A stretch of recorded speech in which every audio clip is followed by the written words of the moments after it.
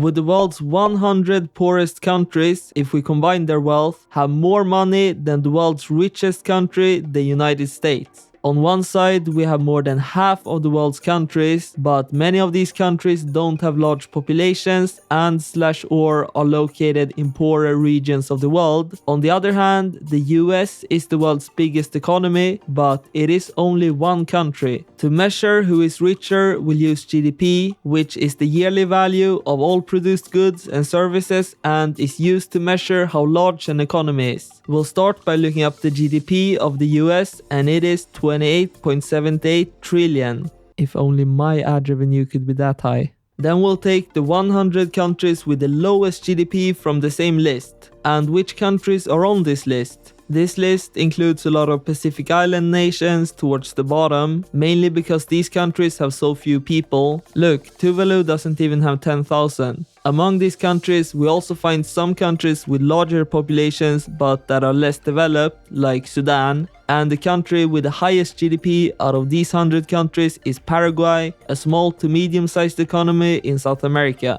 Let's now calculate the combined GDP of all these countries and voila! Oh wow, I didn't expect that result. The 100 poorest countries would only collectively have roughly 1/20th of the US GDP. The logical follow-up question is, how many countries would it take to beat the US in terms of GDP? And the answer is a lot.